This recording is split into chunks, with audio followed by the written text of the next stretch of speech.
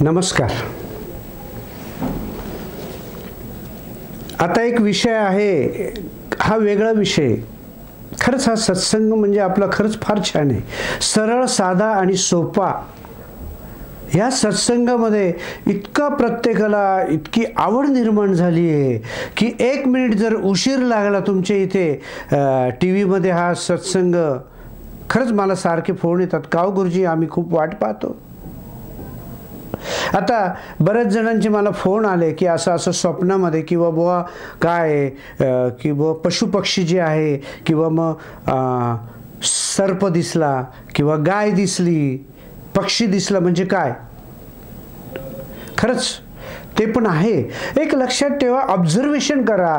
पशुपक्षी ज्यांच्या हालचाली ज्या आहे त्यांना समोरच्या मनुष्याला दुःख काय आहे, तो मनुष्य दुःखामध्ये आहे का आनंदात आहे.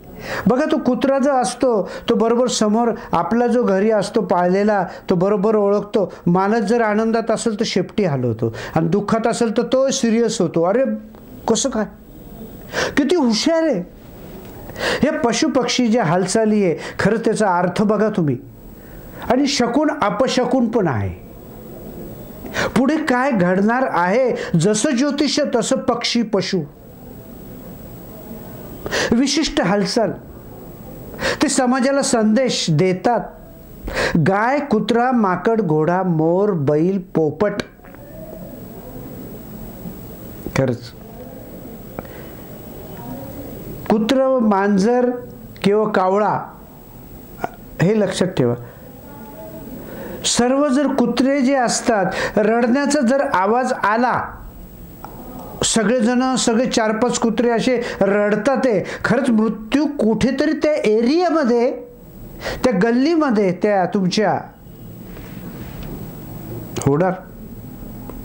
सर्व कुत्री 4-5 कुत्री रडतात, आहे अशुभ घटना हा संकेत आहे. 18 जानेवारी पौर्णिमा असेल, 20 ऑक्टोबर पाऊस पडणार. आता पशुपक्ष्याकडे वळू. औषधी गुणधर्म सुद्धा चांगले. बघा हा मुंगूस असतो, मुंगूसचं हे करा, ऑब्झर्वेशन, परीक्षण करा. मुंगूसाकडे पहा.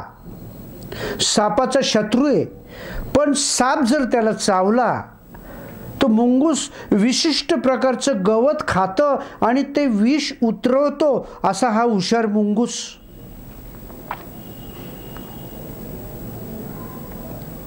आपण जर कामासाठी बाहेर पडलो आणि नेमकं मांजर आडवं गेलं, कामामध्ये अडथळे. सकाळी उठल्यावर कावळा दर्शन नको. कावळ्याचं दर्शन सकाळी उठल्यावर नको. कावळा छतावर घरावर बसला, कावकाव करतोय, पाहुणा येणार. 2 कावळे एकमेकाला गवत घास घालीत असतील तर प्रवास अत्यंत चांगला. घराबाहेर कावळे जर खूप दिसले तर आपण कायद्याच्या कचाट्यात सापडलोय, अडचणी सापडणारे. गायीजवळ जर कुत्रा असेल, गायीच्या शेजारी कुत्रा असेल आणि आजूबाजूला फिरत असेल गायीच्या इथे, तर गाय जी आहे तिच्या अंगावर असंख्य माश्या ज्या आहे, माश्या जर फिरत असतील आणि गायीच्या जवळ जर कुत्रा फिरत असेल तर पाऊस पडणार. एक ऑब्झर्वेशन करा प्रत्येक गोष्टीचं, प्रत्येक वस्तूचं. प्रवासासाठी घराबाहेर आलो आणि गायीचं दर्शन, चांगलं, प्रवास सफल आहे. पशुपक्षी, गाय, जनावरं, माकड, कुत्री ओरडतात एका वेळी, तर वादळ, भूकंप, पाऊस. बघा, उजवा डोळा पुरुषाचा, डावा डोळा स्त्रीचा. कधीही जीवनामध्ये काहीही घडो, पण आपले जे रोजच्या अडचणी, अशांतता आहे त्याच्यासाठी आपण जर काही हातपाय हलवले, काही अपायांवर उपाय केले तर पुढे सरकाल, नाही तर जैसे थे. बघा एकदा पाहून तर घ्या जन्मकुंडली. चला, नमस्कार.